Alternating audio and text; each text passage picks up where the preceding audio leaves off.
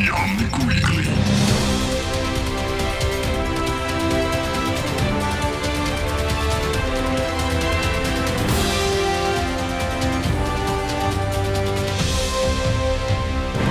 Welcome everyone, it is Sunday, June 16th, and this is episode 178 of the Omnic Weekly. It has been a while, but we'll talk about that in the next episode, because today I'm not only with Frozen. Hey Frozen.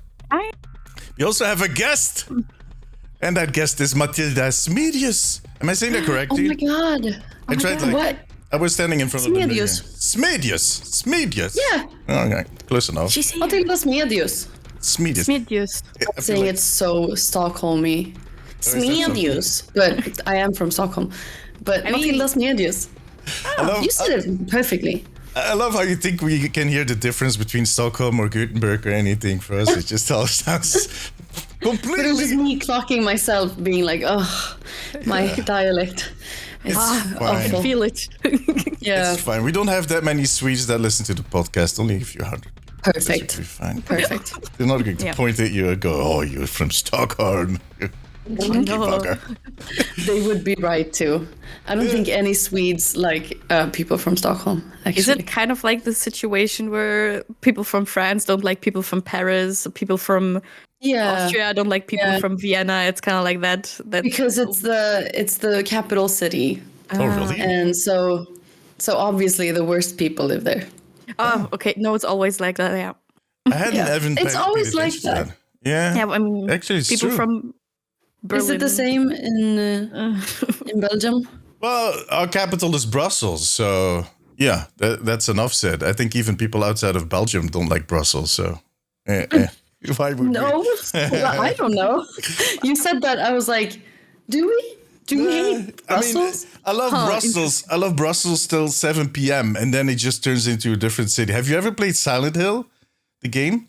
Oh yeah. You know that like the city morphs at some point in the game, like when something evil is about to happen. That's like at 7 o'clock in Brussels, it just kind of goes, and you get all the monsters. I want to be polite here. The weird people coming out, and then you have a guy talking to you, clanging into you, wearing his boxer shorts that he clearly has been wearing for 12 years on end, and trying to do a dance with you. Very specific, highly specific. I'm just kind of, maybe as if you're speaking from experience. Yeah, maybe. I need to keep this for my shrink, to be fair. I see we're doing trauma dumping now. Yes. I worked in Brussels for 8 years, and like I generally always try to get out of the city before 8 p.m. because I just felt like it just gets really eerie, weird. Yeah. Well, I don't live. I guess I don't live in Stockholm, like downtown. I live north of Stockholm, so I live in a suburb. Yeah. So definitely, that's definitely going to be different. It makes it easier. Brussels, where all the tourists are hanging around during the day. I've noticed the same thing. Now I'm going on a whole tantrum here, but please do. It's inevitable. I'm very sorry. At some point, I spent some time in LA and Hollywood Boulevard because I used to work in the gaming industry and the press side. We went to E3 and we took this apartment at Hollywood Boulevard. So when we came out during the day, it was like all kind of tourists and very happy, blah, blah, blah. And when the sun set, it just became the same kind of dark place.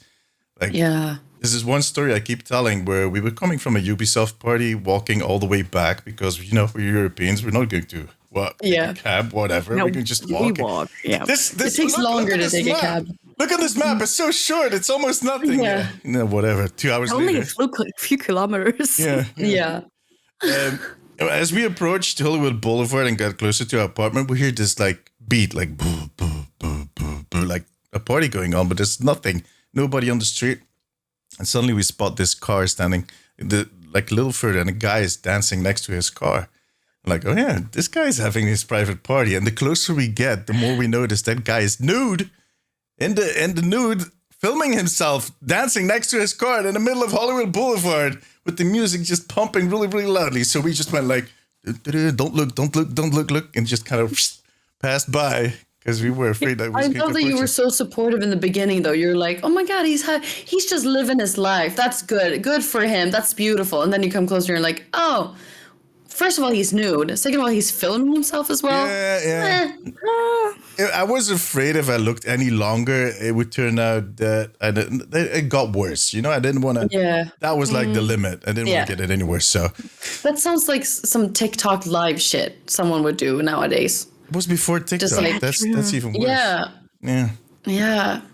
Anyways, there was a time before TikTok. Nobody remembers it, but it did happen. I wonder what platform he was filming for, or if it's just.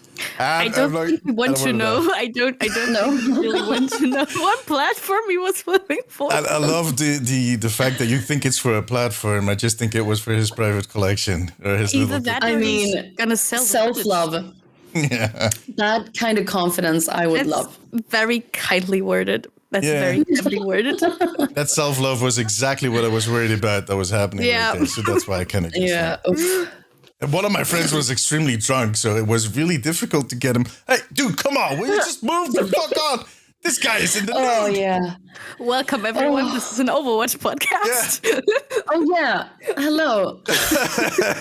Oh shit. Sometimes I feel like drunk friends are like children. So children would also just want to go towards the people that you don't want to be close to. That is so true. It's the same thing. Yeah. Oh my god. I have so many stories about that. Drunk friends on a leash. Honestly. Trouble magnets. Yeah, they are. Yeah. They are.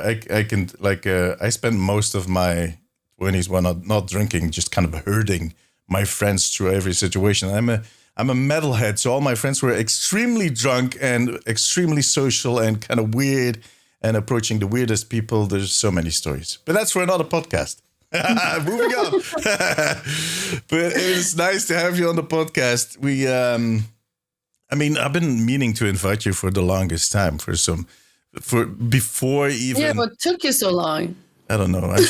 I'm just slow. I'm going to be honest. No, not just shy. He's an old man. He needs a bit of time. Okay. Yeah, give him a break. I just told the story before we started recording that I find myself in the kitchen sometimes just staring at the wall, going, "What the frick am I doing here?" So please, tell me some slack. Yeah. And especially, we're going to talk about this a little later, but when you joined Ex Oblivione, it really kind of was like, all right, I really need to invite her because this is getting... But let's just start out with some other stuff. This is a really difficult and a very stupid question to ask, but please introduce yourself. People hate it when I ask that. Yeah. Hi. My name is Matilda Smedius. And I do the voice of Brigitte in Overwatch. If anyone listening is familiar with that game. I think so. Yeah. And I am also co-owner of an esports team, an Overwatch esports team called Ex Oblivione. I also stream on Twitch. And I work as a voice actor. And I have a YouTube channel with my brother called the Smedlings, the Smedius siblings. Beautiful. That's and I think that's it. Yeah, so cute. That's already a lot. That's a lot on the plate right there. It's so much. I used to never have this much stuff. You talk about. I don't know what happened. Yeah, that's life. Yeah, it keeps up on you. Trust me. It's just at some point, at some point you feel like you're forgetting stuff, and then it's when things turn bad. But I know for a fact that you were actually an Overwatch player before you joined the cast. Yeah. It's crazy. Yeah, we talked about it with Valeria. They had the same situation where they were such a big fan and kind of playing the game. And then, you in the back, if you start doing voice acting, there's always this. These are the kind of things I would like to do. This is one of the games. Was Overwatch one of those games where you were like, oh? No, because, I started voice acting when I was 6 years old. So I've done it my entire life. And I've been dubbing just Swedish dubs. That's all I've done. Yeah. And I thought that was it. Like, I didn't even think that I could do something in English. I wanted to do things in English, but I'm not really ambitious in the sense that I'm not a go-getter. I'm not like, oh, I want to do this, or like, I was just doing a job that I've done my whole life. And I speak English a lot, and I've always tried to make my accent better and better. I think I used to speak better English. Now I stopped caring. But when I was younger, I talked a lot, like very American, because I wanted to sound authentic. Oh my god, it's so American though. Right? It's so crazy. But now I'm more relaxed because I don't care anymore. I got Overwatch now. It's like, what else? You just what else can I get? All of Los Angeles is like, what is she doing? Why is she like? Hey, we love you. I'm a Valley girl. Yeah. We love you so much, people from Los Angeles, but sometimes it do be like that. You speak like that sometimes. Yeah. So yeah. But that was my dream to speak like that. So no shade or anything. But I used to speak like that. And then, but I never thought I would get a job. In my head, I was going to be like, I wanted to be Beyonce. I wanted to be something like that. And so I thought music for sure was like my path. And I really thought so. And then I went to high school and I studied music and it was a lot. And then, I don't know. I didn't like high school. Did anyone like high school? It sucked. I hated high school. No, exactly. Yeah, it was fucking awful. I hated it. So I didn't want to do music anymore. But now I like music again. But for a while I didn't do it. I didn't like touch it at all. But so I just kept on doing voice work and I never really got into another business and I didn't know what to study or anything. So I just kept doing voice work and then I started doing like commercials and that for me was like a step up. That was like, oh, cool. I'm grown up now, so I can do commercial gigs. But I never a game, never ever a game. I never thought I would do a game. Yeah. I thought that's just something that other cool people do. And then I'm in Sweden and I do my Swedish jobs and that's it. I didn't even think about the people voice acting in Overwatch until I started voice acting in Overwatch because it was so... I mean, it sounds ridiculous because I'm a voice actor, but it was just so far off. Like, it's nothing that crossed my mind. My brother tells me that we watched clips of the voice actors, but I don't have any memories of that. Okay. It didn't really... It's not something... Yeah. Maybe he showed me and he was like, oh, look, this is cool. Imagine being a voice actor like this. And I was probably like, yeah, okay.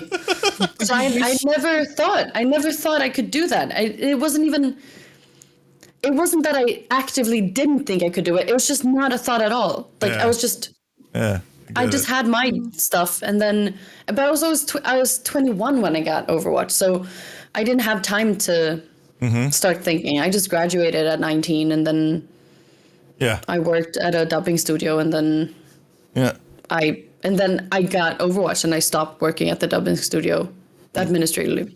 And so I didn't have time to think. I can understand if you've been doing this since you're 6 years old and it just at some point it just becomes a thing in your life, like something, how do I kind of explain this? Like a routine and you don't put one and one together.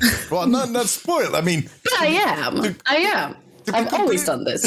But to be completely fair, it's really weird that you've been playing these games and if you enjoy these games and you don't put one-on-one together. Like, those are my colleagues that are voicing these characters. Like, no. There's a Swedish character in the game before Brigitte joined. Just saying. Didn't even think of it. Well, I mean, they already had a Swedish one, so why would I even assume? They already have one. They don't need another one. They already have Keith, who doesn't remotely sound Swedish at all.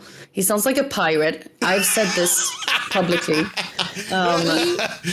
But he's very... Actually, sometimes he does get something Swedish in there, which is crazy because I don't know how he does that. But mostly, usually, I feel like he sounds like a pirate, and that's okay. But I thought I didn't even actively think. Oh, they already have a Swedish one. I just didn't think. It was this is a game I'm playing. Yeah. Okay. Yeah. That is both understandable but insane. But I because I am a voice actor. Yeah. But I'd also kind of let that go a little because I was working at the booking department at a dubbing studio. So I was booking actors. I was still dubbing myself, but I was mostly booking people and I was kind of getting like, I don't know. You had a bit of I had a partner that I lived with and I was starting to settle and be like, maybe I won't do anything big, because I wanted to do something big my whole life. I wanted to do something big, and I was like, maybe I won't. And then this happened, and I quit my job, and I broke up with my partner, and then now I'm here. Yeah. Which took me 6 years to start actually appreciating this thing and using it to do stuff, to do cool stuff. I mean, I guess when you kind of grow up with it from when you're like 6 years old and don't really understand yet. Oh no. It's kind of like when you just grow up with it and it's becomes so normalized in your life, at some point you don't really think about it. Maybe that's kind of what happened. That's what I mean because by being spoiled. Yeah. Like it's just served to me. Yeah, I don't know, I don't know if it like spoiled. I feel like you're really kind of, I'm not going to say down on yourself, but you don't give yourself enough credit to some extent. Okay, well, I used to be actually spoiled.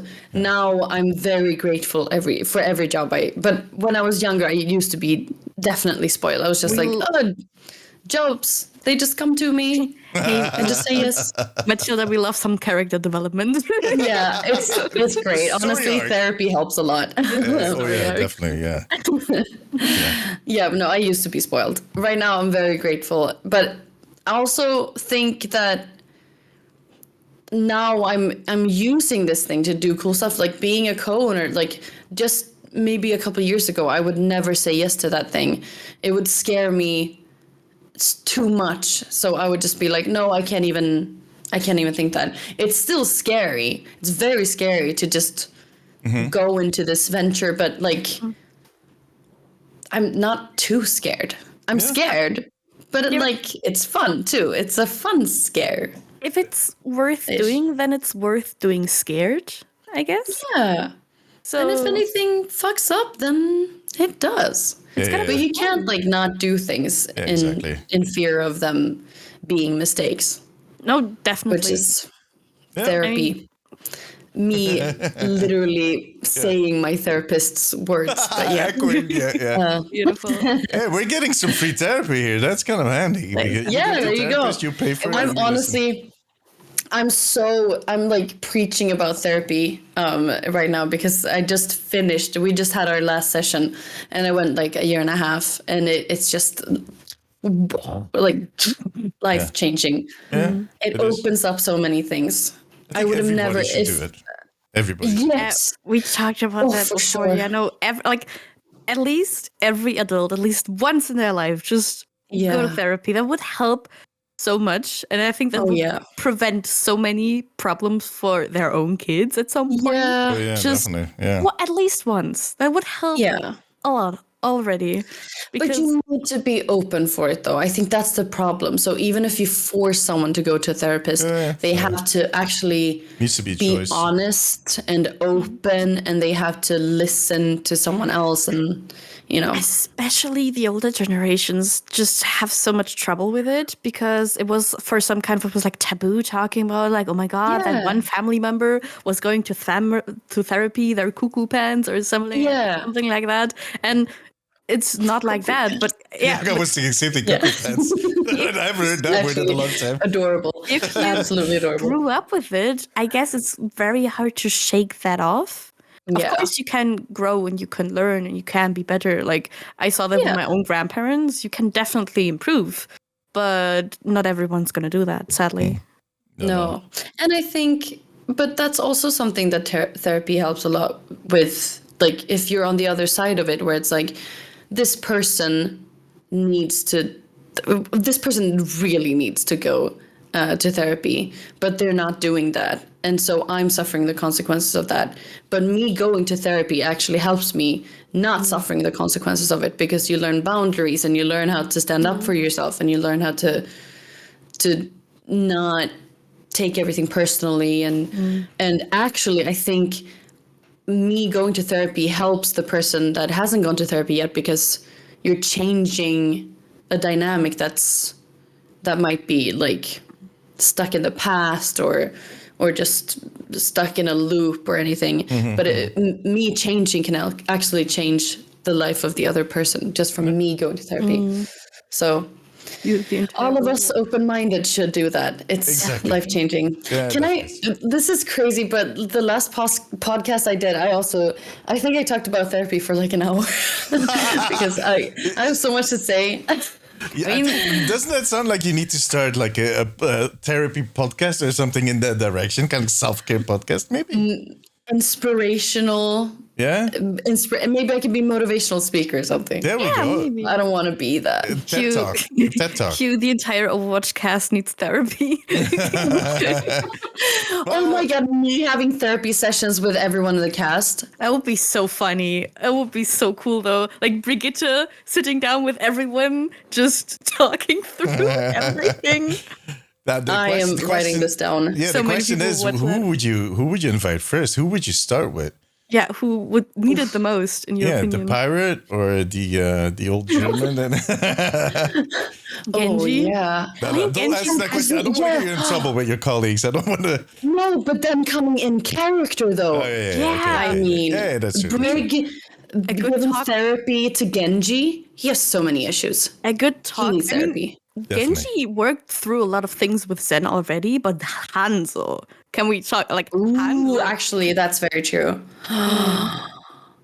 I love that. Question is, All are the you going good to piss off? Hanzo shippers are gonna Honestly- piss themselves now. Yeah. Yeah. Take that and run with it. It's an amazing idea. Please do it. Just make sure you don't piss off Zenyatta if he has already been doing therapy with some of these people. You know, you don't want to be on the business end of that foot. Trust me. it I hurts. think Yeah, Zenyatta I just would imagine rather- Brig like having therapy sessions with everyone, and then she has a session with Zen, and it just turns into him having a session with her instead. And she's like, "My dad was away a lot. I have so many kids." siblings." Yeah, exactly. Yeah. Yeah, that is a different story. Why does Torbjörn have so many kids? He loves his turrets more than me. I mean, that's actually true. That's like canon. Yeah. That is Sitting actually there canon. with her cat, just cuddling it, just rocking. Yeah. Oh, now you brought in the topic of Jetpack Cat. Now we get in really Therapy cat. Oof. It's not jetpack cat anymore. It's therapy cat. That's why she has Jetpack Cat. Yeah. Because it's a therapy cat. Yeah, it's her. It's a That's emotional canon support now. cat. It's emotional support cat. I love that Oh so yeah, much. emotional support cat. I'm gonna Exactly. draw that as soon Well, as she we get has off. actually, I mean, she has a lot of cats. So all of them can't be emotional support cats. So Jetpack Cat specifically has to be the emotional No, support cat. that's. I mean, we don't want to pick favorites, but some are gonna be more important than others. Oh yeah. I mean, yeah. The cat has Jetpack in their name. Of course, they're going to be the favorite. Let's be honest. Yeah.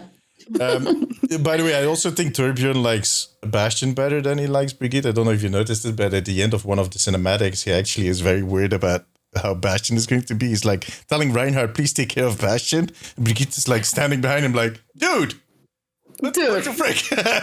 I mean, on one hand, daughter. he knows how capable his daughter is, though. Like Brigitte can handle herself. That's what she Yes. tells us. Scary. Yeah, that's what she tells us. She True. can be super scary. So That's his excuse. But Yeah. I mean, we do love a supporting father. He could support a little Exactly. bit more. He just Yeah. needs to say the word, you know, just Just words of encouragement. Just There we a go. little. like, can he just tell his daughter that he loves her like once in a cinematic, please? Yeah, just once. what's in I the feel like- cinematic? Like, I'm proud of you, daughter. This is why she has Reinhardt, though. So that's good. She Yeah. has her godfather that's actually not good either at giving encouraging words.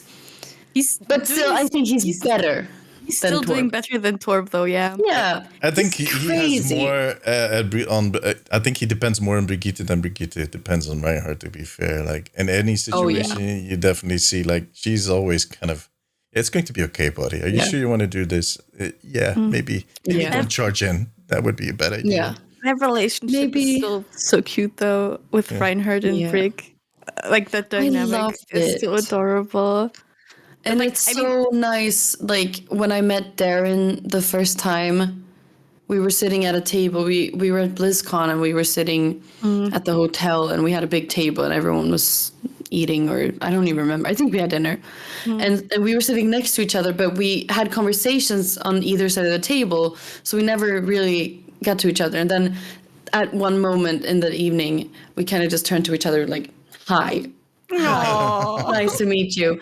And then we started talking and he made me cry because he's just the most inspirational person, or just passionate and funny and warm and genuine, and Yeah. he's a wonderful man.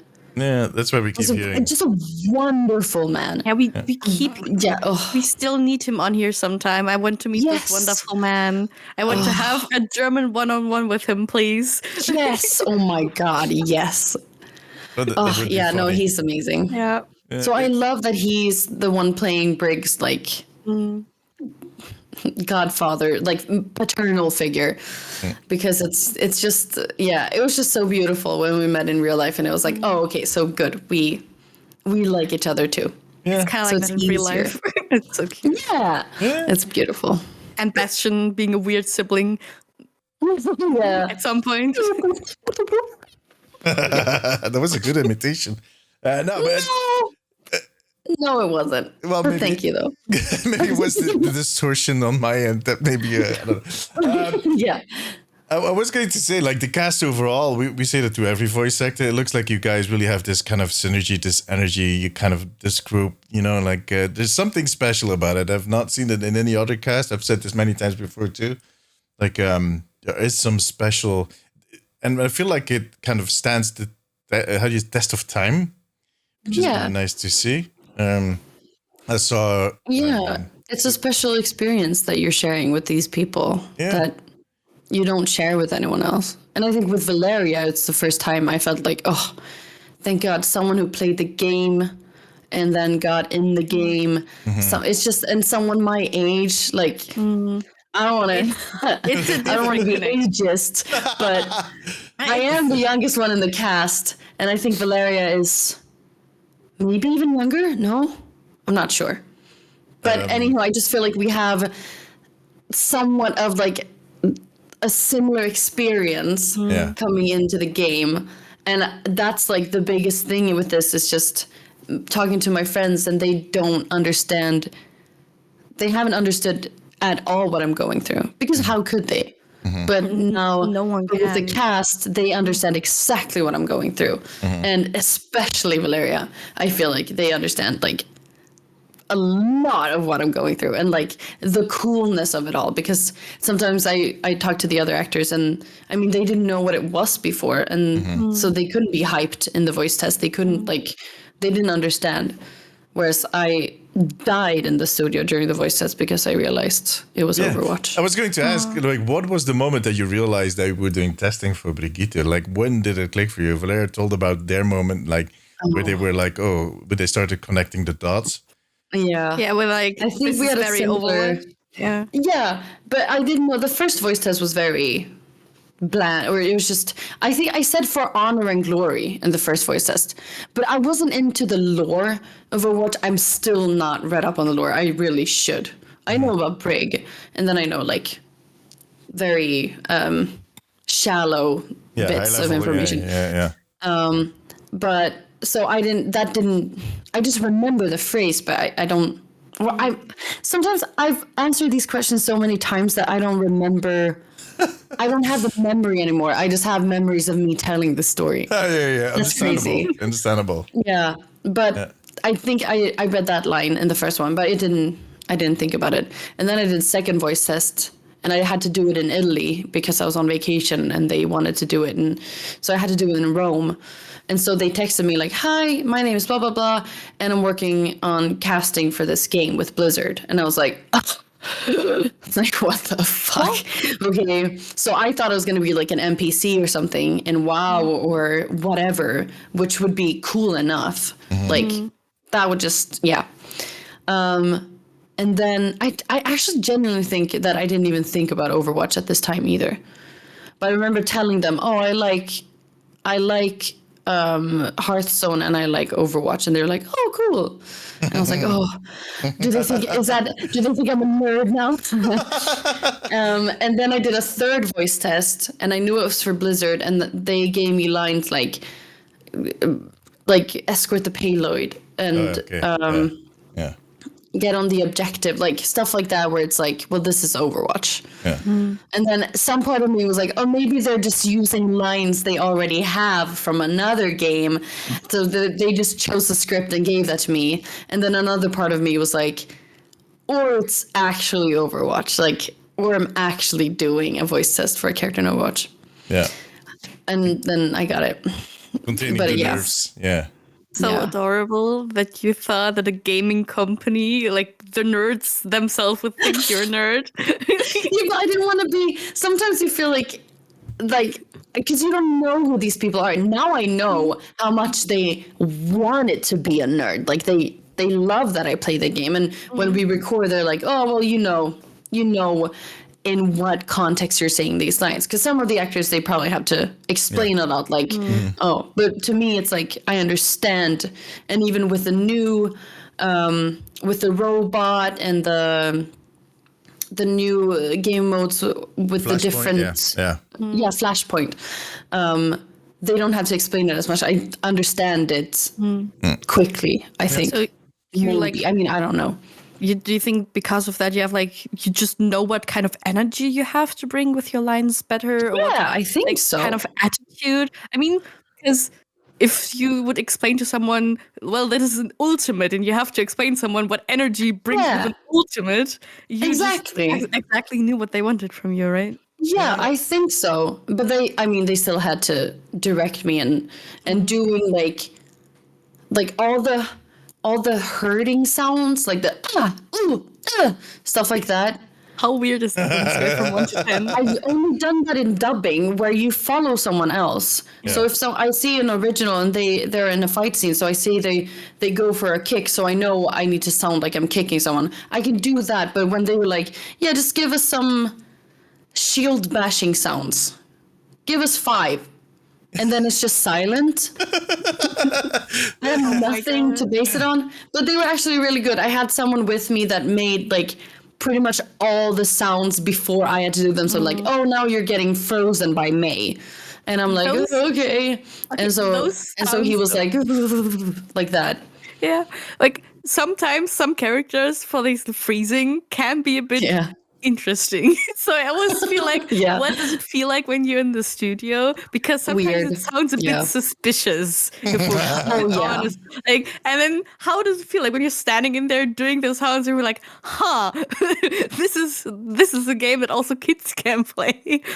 Yeah, but it is something that I've noticed is when you just go into it, you actually feel like you're there. So I actually feel like I'm being, I mean, this sounds so pretentious, but bear with me.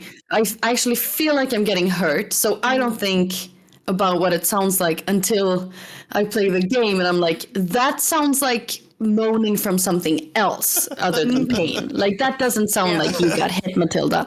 That sounds like you got hit with something else. Yeah, but... So yeah, I mean, so you don't think about it then and there. It's only like afterwards, or if you listen to it afterwards. Because one time I was dubbing a show, and this girl was in the bed, and she was having a really bad dream. So she was like tossing and turning, and she was like, like that. And I remember, because I have a very like raspy voice, and I get a lot of characters that speak very low because I have a pretty low voice. Usually when I speak English, I talk very high up, but usually I feel like I have a low voice. And so I've already heard from a lot of people that it's like, that sounds, the way you're saying that sounds inappropriate because it's a kid show. And I'm like, I'm literally just saying it. So I already have that in my head. And this scene comes on with the girl in the bed, like tossing and turning. So I really had it in my head. I was like, I need to make this sound not sexual, like not even a little. And I did the whole thing. It was like almost a minute of just stuff like that. And afterwards I was like, I felt so good about myself because I was like, I did that. And it didn't sound sexual at all. It was just, I just sounded like I had a really bad dream. And then the engineer that I was sitting with, the sound guy, he was like, what are you talking about? That sounded straight up like a sex scene, like that's porn. And he played it to me, and he was right. And I was like, there's no winning. There's no winning. So it's the same with Overwatch. It's like, you can't, like, I am in the studio. I feel like I'm getting hurt. I'm doing the acting, and then afterwards, it's like, oh my god, this is so inappropriate. But look, most people don't pay attention to that. Don't worry too much about it. There's one instance that I had this week where I didn't shoot, but like I hit a widow as she kind of grappled away, and she made this really kind of almost offended sound. Like, I don't know what it was. It was like angry and hurt at the same time. Like, like I was, oh shit. Yeah. What was that? What did I just do to Widow? Did I hit her in an inappropriate spot? Did I hit a little too low? I'm terribly sorry. Terribly sorry. That was like that was the sense I had. Like, my whole chat was like, yeah, that sounded weird. What the frick is going on with that? I mean, if you're playing the game, you don't really pay attention because you're more worried about not getting killed. Yeah. But really? Damn. But sometimes you really like, sometimes I still, even after having played the game for so many years, I still hear things where I'm like, oh, I've never heard this before, or I've never noticed this. But it's... Well, I mean, I used to only play the same character for a lot of years, so I think that that's happens why. a lot if you play like the same characters. Like I started playing recently with a lot of with like some kind of new people, and I play a lot of Ana. Like I'm an Ana main, and like they constantly went, "Oh my god, I never heard this interaction before. I never heard this voice line before." I'm like, have you just never played with an Ana? But it's crazy because you notice like. I recently started, especially with streaming, I started playing like more different characters. And you notice so many new interactions. Like so many. There's a lot of them. There's really a lot of them. A crazy amount. Yeah, even like some and I characters should know. Yeah.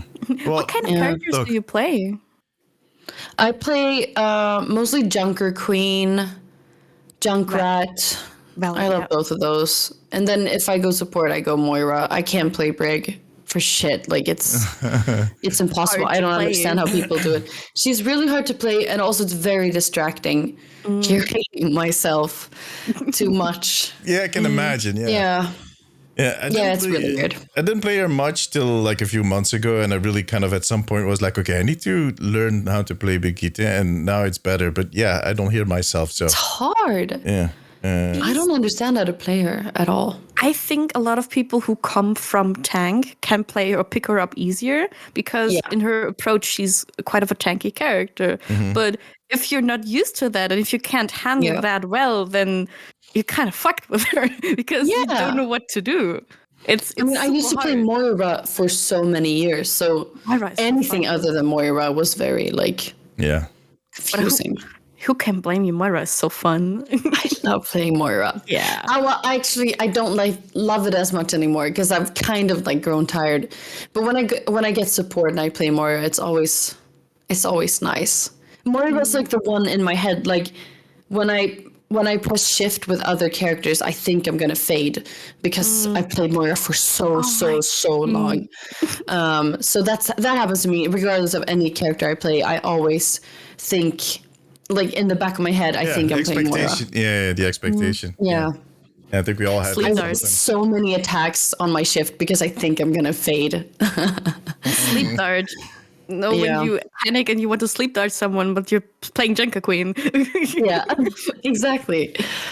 Yeah, that will happen. That is that. I think the bigger the roster is going to get, the more confused we'll get in the end because some like at the beginning with Hammond, I had so much difficulty because I felt like I was playing Diva the whole time. That was like, I always felt because of the whole setup and the turret thing, the two little hands that you see. In my brain, it kind of translated, oh, you're playing Diva. So I started doing weird shit. That's why I don't play Hammond, because I play I still Diva. Can't play him for shit. Like, I kind of can play most of the tanks now, but Hammond is not one of them. No. He is I don't understand Doomfist. Doomfist for me is actually impossible. Like, Brig is hard, but Doomfist is impossible. Mystery.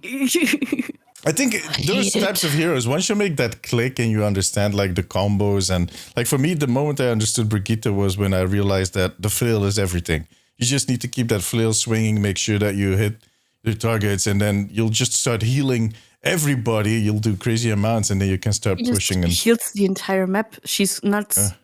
She's crazy. Like when she swings her flail, like you can be on the other side of a map, you still get healed.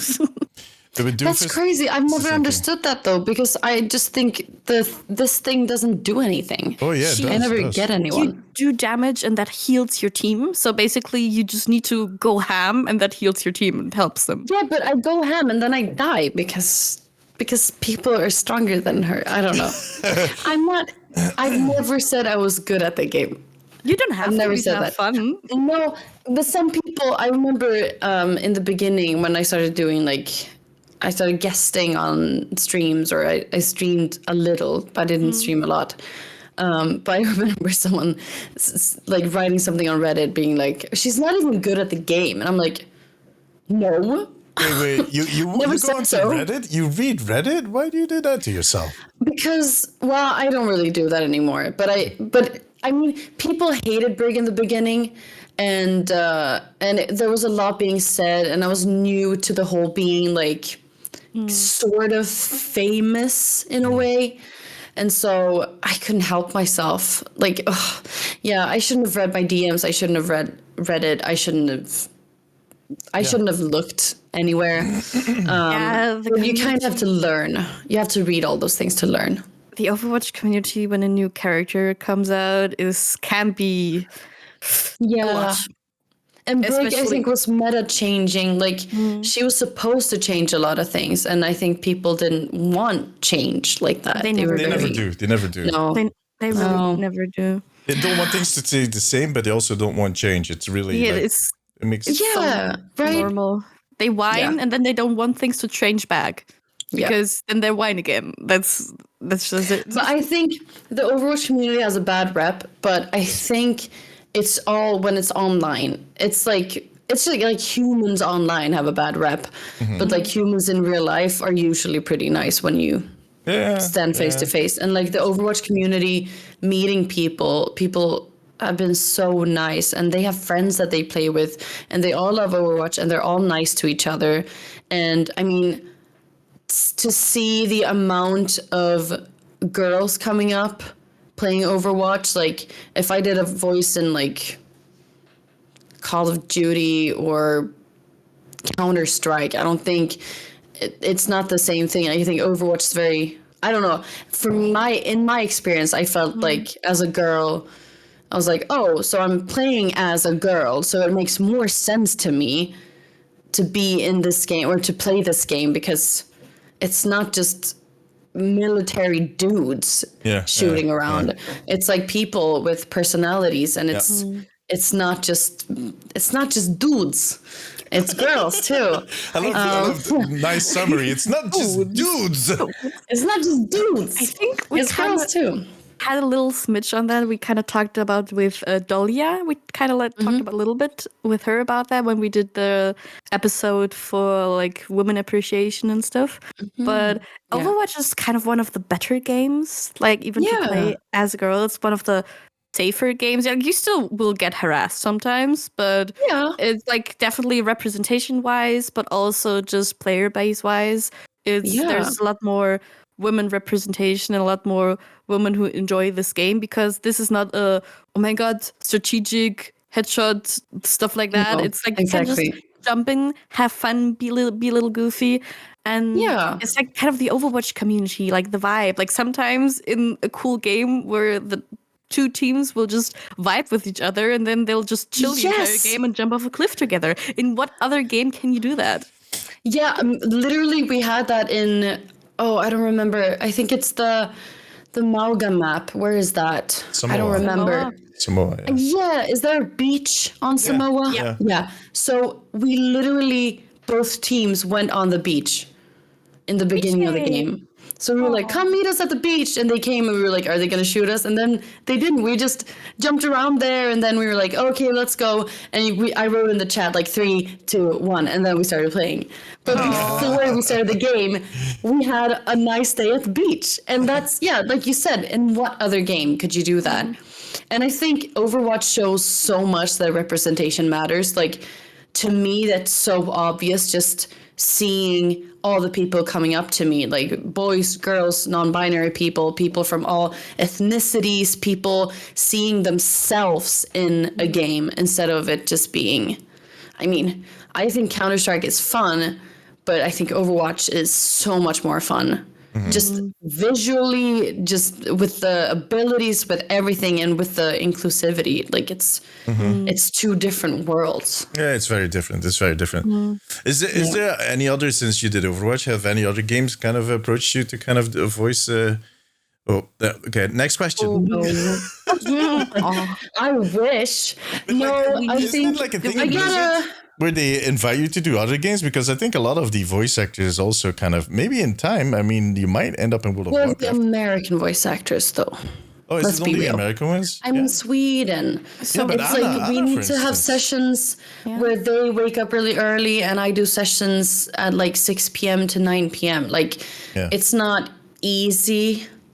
So I was just lucky. Overwatch existed with people from all over the world and with a mindset of being inclusive, and they wanted a Swedish girl in her 20s, and they contacted a studio in Stockholm where I had worked before, and then I got the part. But like, if there are any other games out there for me, I don't really think so. I think I was really lucky with that. I would have to move to the US, I think, to get those offers. I mean, we have a lot of gaming studios in Sweden, but a lot of them also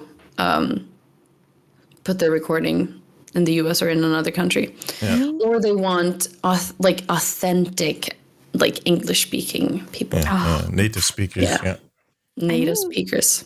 I mean, there is a European market, I guess, for a lot of things. I don't know too much about that. But should we punch someone? Should we get you some? do I need to? Okay, I got you. Don't worry. Look, if there's any I game think a lot of developers- people. Yeah, if there's any game developers listening, you need to make a young Swedish villain or something, and then Yes, Yeah. please. And then Make something that's that doesn't sound like Brig. we can. because I vouch sound for like her. Brig. She's really nice and really fun and can kick your ass. So I mean, that's just. But I think we're not a making it too problem narrow. is, I think a lot of people have asked me, like, can you even do games for another gaming studio? And I'm always like, yeah. It's not like Blizzard owns me. I mean, look at Carolina. I think she does a voice in Valorant. Yeah, Apex. I yeah, think. it's Or is it Apex? Yeah, Apex, Apex. Doesn't actually Anjali do that too? Yeah. And there's a she's lot also- of characters in Apex, so probably. Yeah, and that's like a direct, like that's like the same genre of games. Yeah. Like, of course we're allowed to do that. Talking But about I think Keith, a lot of people don't know. look at Keith. What game? There's like a list. I don't think even he knows which games he's still in and which not, and which series. He's like, every time I see you like know? an image where he appears on a con, there's like 6 new I characters know. I've never heard about that he voiced. you know- like, I know, it's What crazy. existential crisis I had when I found out that Keith, when like Torbjörn is the same guy who voices Child in Genshin Impact. I had such an existential crisis because they sound nothing alike. Like absolutely nothing similar. But he's or a anything. talented voice actor. He is, but He's I was crazy. having a mental breakdown. What is the name of that character? Child? Child. Yeah, he's called Child. I mean, if you want to compare them side by side, they look nothing alike. But he has very, very deep, sonorous, like kind of like soothing voice. And then you got Torbjörn, who's just pirates. Yeah, no. But I think it's crazy because a lot of the people in the cast are like the people to call, like the people Hollywood calls. I think Darren, Fred Tatasciore, and Matthew. Keith. I think they were all in. What was in the Shazam movie? Maybe the second Shazam. Oh, I think so. And I mean, they do, like, they are the people they call. Like, I mean, D. Bradley Baker's done so many things. Like, he's like crazy. And then He's you done it all. and if people like Matthew is just, what game does not have Matthew Mercer in? It's like every time I hear the character, it's like Mercer. Yeah. So many games. Like I started playing Monster Hunter at some point. I was like, wait, I know this voice. I looked it up. It's Mercer again. Yeah. Huh? He's also so talented. In everything. They're even putting him in games where he didn't expect to end up. Like I saw this whole clip of him in Final Fantasy VII Remake where he ended up playing Vincent and he thought he was doing NPCs. That at some point, crazy. He noticed that he was playing. Yeah, I mean, look, it is a big world. In every big world, you have people that are on the how do you say that on the top of their game that have a really But I think luck for every of these people. There's always luck involved. You can't put everything on luck. There's like a combination. For like, there's probably were a lot of other Swedish actresses that you talk to and whatever, and you can't put everything to. But maybe one day, like I said, Anna's voice actress, her name escapes me now because I'm really bad. Didn't know you were doing Overwatch someday. You might be doing something else at some point. True, very true. And I never thought I would co-own an esports team. So we'll that get just back happened. to that in a second, by the way. I can't forget. Otherwise, Kevin is going to kick my ass. Yes. He'll have to use a little stool or a little ladder to reach it. But he might. He's not that small. Come on. One thing, he is. One thing I wanted to ask is, do you do anything with music? Because that's where we all start. We started completely in the beginning of this conversation, but you telling us that you wanted to be Beyonce. But do you still do anything with music? I'm not Beyonce. I can tell you that. Okay, but not yet. Who knows? Not that not yet. Go get her. I don't think I will be. I don't think I will be either. I mean, I'm not good at giving time to music. I mean, I sing all the time. There's not. I never not sing. I sing all day, every day, and I love singing. But I rarely write any music anymore. I rarely play instruments. I just recently started like sitting at the piano and just playing. And then I streamed the other day, and my one of my mods, Kimchi, was like, "Oh, maybe you should play a little piano." And I was like, "Oh my god!" And I can't do that on stream. I was like, "But give me a second." I get my guitar, and then I realized she only said that because I posted on my story that I was trying to play a classical piece that I didn't know, and it sounded awful. It was just a reference to that, and I was like, "Oh, you didn't want to hear me play." Really? Oh, that's embarrassing. And so I just sat here with my guitar and I was like, okay, well, I can play something. And then I got too scared and I just put it back. Aww. So I'm like, I feel nervous about showing that part of myself to people. Clearly. Well, why would you be embarrassed about that? I think I saw the TikTok that you referred to, but why would you be embarrassed about that? I mean, I understand. Well, I mean, even using it in stream in a fun way. I mean, have you ever thought about like just doing some lighthearted like karaoke with someone else? I actually did a little karaoke. That would be so much fun. Last stream. Aww. Yeah, I was waiting for my brother. We're playing We're Here, the puzzle game where you're like doing puzzles together.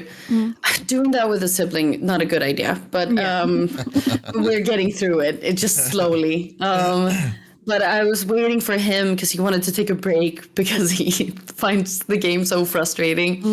And in the break, I was like, oh, maybe I should sing some karaoke. And I actually maybe wasn't in the break.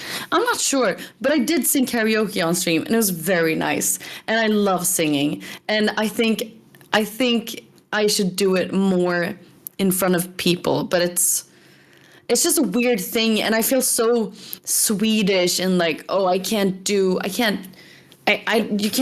that thing in front of people. Like that's something, if I do it in front of people, they might think that I think I'm good, and I can't have that because then they think I'm a stuck-up bitch. But maybe, just maybe, after going to therapy, I'm realizing maybe I can think that I'm good and not be a stuck-up bitch. Maybe you can just have fun and leave it at that. Yeah. Like, and that's what I felt the other day. Yeah. It was just fun. I was just singing. Perfect. Like, I know sometimes, I don't know if you annoyed Dee sometimes with it, but on his stream, sometimes it turned into like little karaoke things where someone will like start humming something and someone else will start singing and then others join in. It's like, beautiful. Never mind. No, definitely not. But I recognize that like whole imposter feeling. Like that is something. Yeah. I still find myself after making, I don't know, over 1,000 videos, I still sometimes think of myself like, who the fuck is interested in listening to what I have to say about a game? But yeah, I just pushed through. I just stopped listening to myself. But I can totally understand that. It's But like, imagine me answering questions about Overwatch for 6 years. I had to look at the time on my computer. For 6 years, just answering questions about this thing that is, I mean, the coolest thing that's ever happened to me. But like, in my head, I'm like, who wants to hear about this? Who's interested? Like, I understand that I did this thing, but they don't want to hear about this other thing. Like, why would they want to hear my music just because they like the character I'm voicing? Like, in my head, I'm like, oh, but I can't. I'll just do the thing that they want me to do, and I'm not gonna try to do anything else. You're not a circus act in the end. Like you are a person, and people you draw attention to your person because of what you did. But at that point, it's up to you. And I should be talking to myself at this point, but fuck that. Self-therapy doesn't work. I'll tell someone else to tell me afterwards. But you need to use that moment to be who you are. And if you want to do that, you just do that. People will be interested because I mean, people come into your stream not because you voice Brigitte. That's why they came in the first time. But the second time they come back for you because of what they enjoyed the last time. Because if you didn't enjoy the time with you, they don't give a fuck. They won't be back. They have other... No, I mean, there's a lot of people that come and go, for sure. And because they literally just want to see me play Overwatch. But slowly but surely, I'm collecting people that think that I'm funny. And to me, I don't really care about the numbers. So if it grows with one person, then that makes me very happy. It's the same thing I feel like with our YouTube channel, where it's like we're building a community. We don't have to get, a viral video that hits and like, ooh, so many views and so many subscribers. Like, I like the way we're doing it, where we're creating a community and just being like, hey, do you want to come along? Oh, okay, sure. We have a Discord channel and we hang out and we have community nights and we're doing fun stuff where it's like, this is what I feel like it should be like. But in my head for like 5 years, it was like, I can't do anything the way I liked. I thought there was like a certain way of doing things, and there was a certain way of using the momentum of Overwatch to like launch a music career or to launch a Twitch career or to launch a YouTube career or whatever. And I didn't know what the right way was, so I never dared to. But therapy for a year and a half, I feel like a new person. Like, I said yes to co-owning an esports team, and I'm doing all the social media content for a YouTube channel, which is new and exciting. And I'm just doing what I feel like, or I see a trend. And I'm like, Emil, can you like dance to this song? And he's like, yeah, okay. And that's just fun. And we're just sitting streaming. And it's like, well, if I stream Overwatch, I could have easily like a few hundred people watching.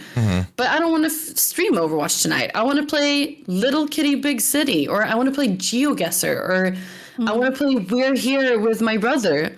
And I have 30 people watching. And it's like, well, this is me doing what I want to do. Yeah. And like with the singing the other day when I was streaming, I just really felt like singing. I just wanted, the entire day I was thinking, I just want to sing. And I want to sing in front of an audience because it's not as fun as singing at home alone. And I almost started like an Instagram live, because I used to do those a lot when I was, when I was younger. But when I was a few years ago. Well, I was technically younger. I wasn't a child. I used to do that a lot. I used to play a lot. I played piano and I sang songs, and people requested songs, and then I stopped doing that. And then I didn't really dare yesterday, or was it yesterday? The last time I streamed. And then I started to stream, and I was like, well, I really feel like singing, so I'm just gonna sing. And the old me would have like stopped myself or started like joking about it, or like doing whatever. But I just sang, and I just sang beautifully because I wanted to sing beautifully.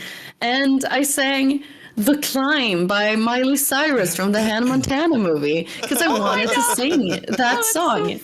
Also, I was playing Little Kitty Big City, and my kitty was climbing, so it was relevant. But still, I wanted to sing that song. I sang "Make You Feel My Love" by Adele. Sang that song. No one asked for that. I just did it. As long as you have fun, honestly, as long as you enjoy things, people will acknowledge that. They will have fun with you, and they will stay for the enjoyment that they had. For sure. To both of you right now. You don't have to. I need to listen. Okay, give me a second. Yeah, no, you don't have to do something just because you think it's gonna work. You think, oh, people don't want to do this for me. They just want to see that. They blah, blah, blah, blah, blah. And sometimes for some people it may be true, but the important connections, the important people that genuinely enjoy your company, that's what it's about. Yeah, and that's what's important. Exactly. And as long as you enjoy yourself, no one can make that bad for you. Like, as long as you have that confidence in yourself, like, I want to do this because I enjoy it, not because anyone else told me to it, then you're gonna succeed at some point. I think so too. And I mean, if success is being the biggest streamer on Twitch or being the biggest YouTubers or being Beyonce, if that's success, then sure. But success can be so many different things. For me, success right now is just doing what you're saying, just doing me, just doing what I feel is funny. And it's revolutionary, and it's so stupid that it is revolutionary. Like, in my head, I'm like, how could I not have understood this before? Yeah. Like, I feel so free. I have so much like this. room. Yeah. And I need to make it's revolutionary. I need to make clips of the podcast at some point, because the last piece was beautiful. That would have it was the whole inspiration with the eyes closed and whatnot was beautiful. So it was inspirational. You need to think about that podcast that what was it, self-help. But let's switch topics, because we're slowly running out of time, and we definitely need to talk about this. Like, let me start from my end. I know Kevin, one of the other co-owners from Ex Oblivione, for quite a while, because we were both on the Belgian team for the Overwatch World Cup, and I know he started Ex Oblivione, which is an esports team that I've kept an eye on. We kind of partnered up. I do the Omnic post, and we kind of are partners. But then I got to hear that you were a new co-owner of the team, which was very surprising. How did that come to happen? Because I haven't talked to Kevin since, so I haven't asked him. So I do not know how this got to happen. Well, me neither. Fine. I have no idea. Moving on. No, but Kev and Vid, who I'm doing this with, or Ocarin, I guess, they know each other, and I think and Vid's been a friend of mine for a couple of years. He helped me so much, like launching a website, and he even managed me during some time and answered emails for me, because I thought it all was so scary, and he was like, but you need to utilize this, and you're an actual nice person, so we need more of you in the world. And I was like, okay. So he was actually managing me and trying to find, or answering emails, or finding stuff to do, or connecting me with people. And then he just said to me, I want to talk to you about something. Or actually, he's one of those people where he just would send a message where it's like, hey, do you want to co-own an esports team? Yeah. Like, he's one of those people where it's like... Both are. Kev is the same. Mm-hmm. Yeah, he will just... Yeah. In my head, that's like, you can't just ask me that. I have so many questions. Warm me up at least a little bit. I mean, roll me into it. Yeah, but we had a meeting and we talked, and I mean, I didn't know Kev at all, but I got a really good first impression, and I trust Vid so much. I feel like Vid trusts me too, and it's been that way since we first talked, where it's like, well, we didn't even have to think about it. It was just like, well, we trust each other. Like, it's just when you're genuine and you feel another person that's genuine, it's like, okay, so we don't even have to, don't even have to think about it. And so we had the meeting. I had so many questions. And coming out of therapy, I feel like this new person where a couple years ago, I would have been scared to ask questions and scared to set boundaries and scared to set demands or just scared to even talk about it, where now I was scared, but I was still doing the things that I know are good for me. So I had a lot of questions and I said, I can do this, but I can't do that. Or what is expected of me? Because that's something that's very important to me. I want to know what's expected of me. And we talked and talked and talked. And then I was like, can I give you an answer next week? And then we spoke the next week and I was like, can I give you an answer in a couple of days? And then we spoke in a couple of days.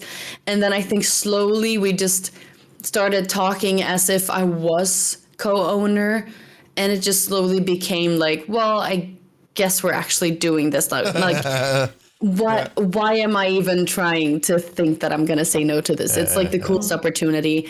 And I really like these guys, and they have so good values. Like, it's unmatched in so many parts of the world or so many businesses. It's you can't find this. It's so rare that like owners of something aren't like money hungry, greedy people. Like, it's so rare to find this opportunity to work with people who don't care about that. They care about, they care about it, but they want to give the money to the people working, to the players. They want people to feel secure. They want people to have fun and to get to express themselves and come with ideas. Like, they're so open.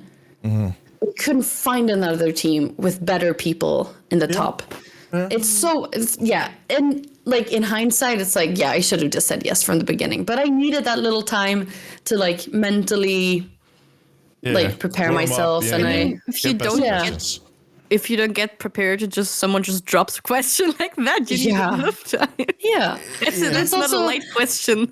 No, it's not. It's so he's such a weirdo. So he could like, do you want to make $1 million? Like, he could literally send me a message like that. I'd be like, doing what? Like, what is it gonna be harmful? What are you talking about? Like, he could just be, do you wanna go to Florida? Like, he could be like, what? Doing what? With you? Do I have to pay? When are we when? Like, he's crazy like that. But I love that. I think I'm not that at all. And he's so much like that.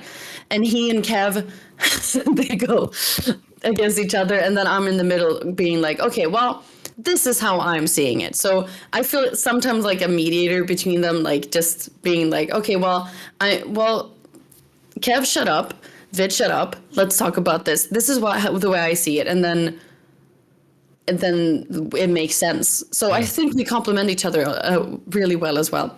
I hope they're not going to listen to this podcast and be like, what is she talking about? I'm going to send it to Kev. Yeah, I'm definitely going to listen. But I think they will agree with me that we're a good match, the three of us, and we really like complement each other. Like, it's just the energy really, really works. Yeah, and it's nice. I was going to ask, like, where do you see yourself, like your role, or kind of how do you fit? But I think you answered that question. I think you basically, they are both very the same in that way, which might, I can imagine, clash at some time. Yeah. So you need someone like yourself to go like, oh, whoa. Yeah. But I mean, because they've known each other a long time, so they will bicker. You can butt heads with someone easily when you like know each other for so long. Yeah. Especially, and they also are so passionate people and so like entrepreneurial in a way that I've never been. I love brainstorming and I have to and I need very like I need like ground rules for it. I need some framework before I can brainstorm. Otherwise it's too big and I can't so they come up with like a big idea or something where I'm like, whoa, let's think about this. So I'm always the one being like, well, we have to think about this and that and that. How are we going to get this? Who can do this thing that we need for that? And then, I mean, most of the time they have an answer to it. And if they don't, they're like, oh, good point. And then we try to find another solution. So I love coming with ideas, but I'm better at just being like, no, that's stupid. Or actually, we can't do that, but we can do this instead. That's much easier for me. You're the filter. Yeah, I think actually that's a word that one of them has said. I think so. You're the filter. Yeah. Sometimes I feel like I'm the boring one where I'm like, actually we can't really, or we have to think about this thing. But I feel like you need one of those people. Yeah, and I think they're okay with it. It's so weird talking about this. I really wonder what they're gonna say. I hope they listen to this. I really want to hear if they're like, what are you talking about? You're the dumb one. you're just the cute one. I'm going to keep an eye on the websites tomorrow, and if I see Ex Oblivione splits way with voice actress Brigitte, I know what happened. This is where it all started. Yep. The origin story begins. Yep. Yeah, but I do think you got yourself into a really great team. I think, like you said, they have their values that are very important and they're very unique, especially in the whole esports scene. Yeah. With the player first, the people first. And it's a mindset that's actually why we partnered up and we've always stayed in touch. Like the partnership, there's not much in the partnership except for mutual respect and kind of, if we need each other, we'll help each other out. And there's this link. Because we share those values, and I think they are very important. And on top of that, like the team is just doing good. Like, okay, the last round was a little more difficult, but overall, I do think Ex Oblivione is going places. It's just it's plain and simple. For sure.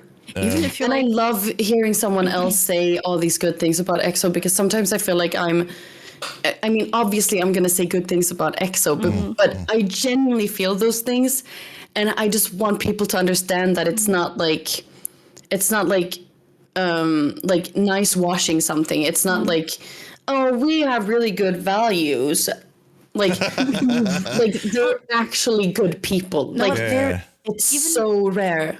Even if you technically don't have too much to do with them, like every time, like to every person I spoke yet so far from Ex Oblivione, they've been so nice. Yeah. They've been like also so productive, and they've been just so sweet. So I can definitely vouch for that. Like, and now just sweet and sweet. See what I did there? Sweet. The jokes coming through. Hey, this is not just a hat rack,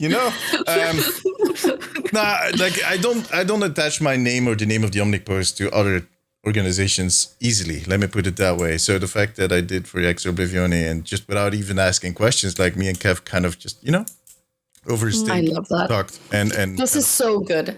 I need more of this because, like I said, sometimes I feel like we're really good. Trust me, like I promise, like we're actually good people. And whenever obviously, whenever you need that, contact us. Yeah. The future. You know where to find us. Yeah, the future is the proof. The proof is in the pudding, like they say. You guys are going to prove the world that it can be done differently and that it can be done with the result.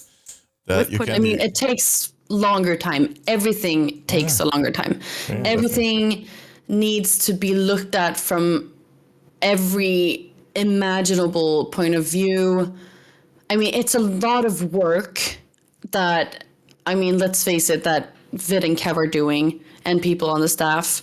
And it's not easy, but it is so worth it. Like, it is so worth it. I know it's going to be worth it in the end, but everything takes a longer time. So looking at other esports organizations, it's like, oh, wow, they have so many sponsorships and they have all this money flowing through to everyone involved.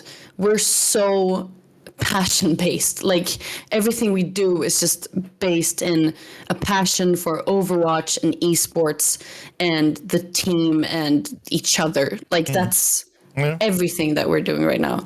So everything does take longer. So, we're doing something right, but it takes a long time. But I think we will see results in the end, and I think It's gonna be worth it. yeah, and I think I hope we're gonna prove that it's possible as well.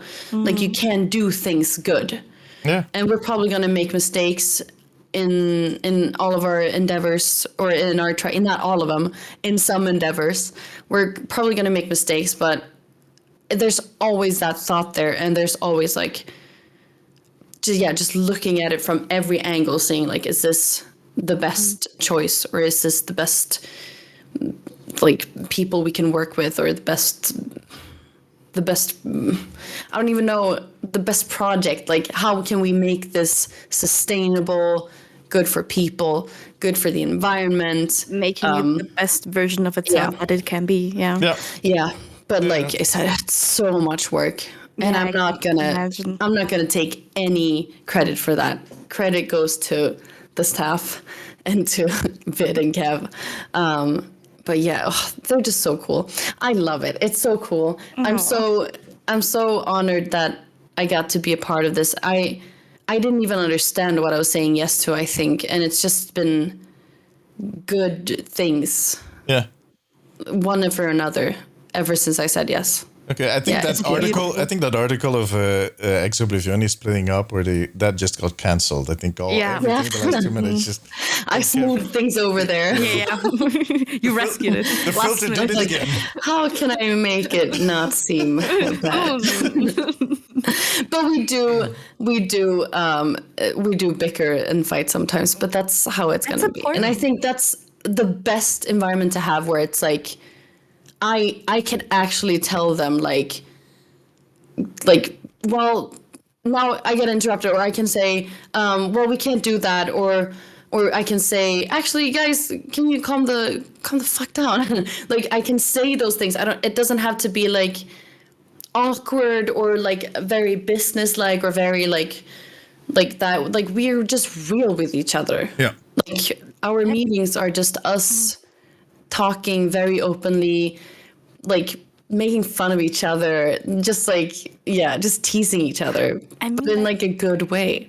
That's so important though. Like, of course, when you have like 10 ideas, you can like, it's so important to be able to say like, no, that's fucking stupid. Why would we ever do that? And then either you expand on it and make it a good idea, or you do something else. But that's like what you said, that seems so important though, that you can be like that, because I think a lot of times that these like corporate rules or anything like these like weird fake business is just stupid, because why? Like it just hinders things. It just hinders open and honest communication sometimes. Yes. Like, why shouldn't you be able to say, this is an amazing idea, like 6 months ago, or this? Why would you ever do that? Who shat in your brain? What did you say? What was the last one? Did you say who shattered your brain or who shat in your brain? Maybe both. Okay. But like maybe that was a bit drastic, but you get the gist. Yes, but it really is like that, and I appreciate it so much, and I love the fact that they create an environment where it is okay to do that. Like with me and Kev not knowing each other before this, like we've just gotten to know each other in a very short time, but I feel so comfortable with him, like the same way I feel comfortable with Vid. And if there's ever any concern, I know to tell them. I know that I feel comfortable telling them, like, oh, I don't feel comfortable with this, or like, oh, this idea, we've gone too far on this idea, but I don't feel like I was in the process. Can we have a meeting, or can we talk about this, or just anything? I mean, I don't even know what things, but like things that happen in a business where things have to go quickly, and you have to like find solutions very quickly to things, or like, oh, you have an idea and you want to roll with that, so you have a meeting with these people but not these people. Like that's gonna happen, but having an environment where it's okay to be like, hey, can we talk about this, or like, let me just stop you for a second there, or like, that's stupid. It just feels very open.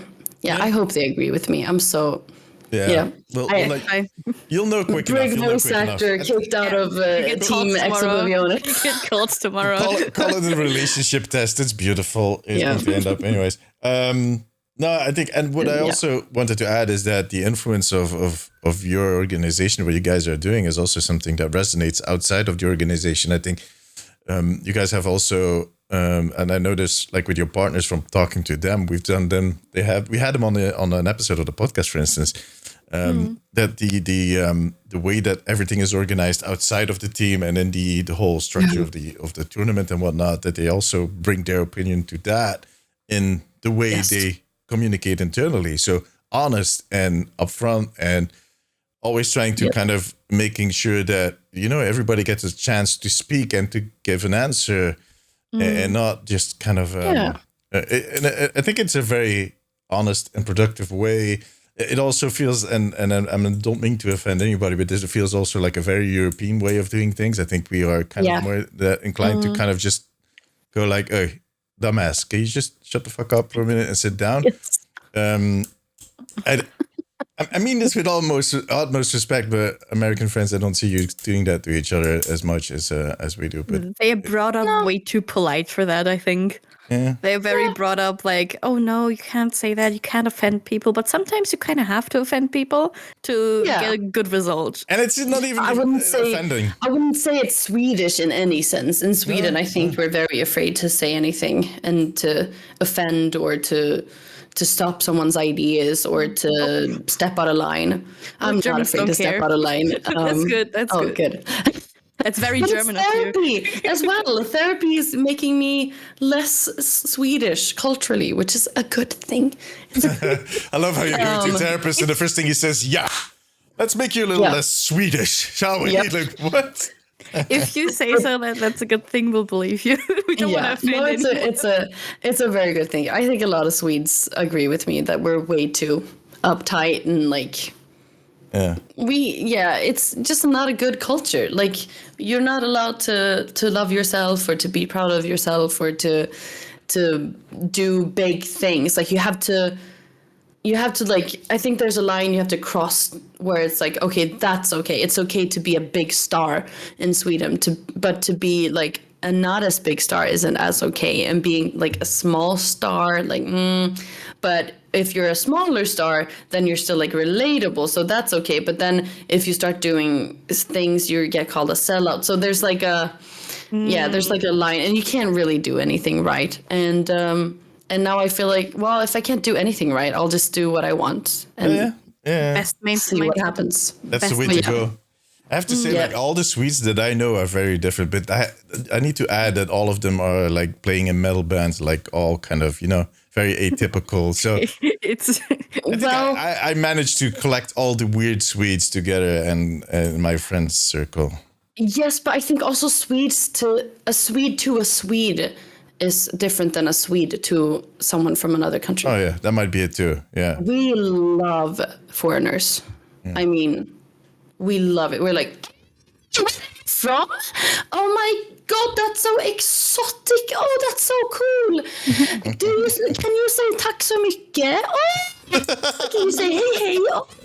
Like, we love when people come to our country, but we hate talking to each other. We avoid each other like the plague. When you do that very enthusiastic voice, your microphone doesn't seem to be able to handle it. And I'm not even kidding you. No, you sound like Bastion. I'm not even kidding, like on my end. That's what I said earlier. You did a really good Bastion imitation, but it was your freaking microphone that was bugging out. Yeah, this happens to me a lot. I get very excited if I see something cute and my friends can't hear me on Discord. It's like when the pitch of your voice goes up, your microphone is like, whoa, what the hell is going on here? And it just but it is something. Discord doing that, though, because I know... On Twitch, it doesn't happen. So Discord can't handle your full voice volume. No. Screw you, Discord. Yeah, we'll send an email. I'm too powerful. My voice is too powerful. For Discord. Too much Matilda. Too much power. Exactly. Do you know Tenacious D? Yeah. With Jack Black, they have that one song where he's like, "My voice is too powerful," and he blows up someone's head. Yeah. Before that happens, I'm actually going to wrap an end to this podcast. I don't want my head to be blown off.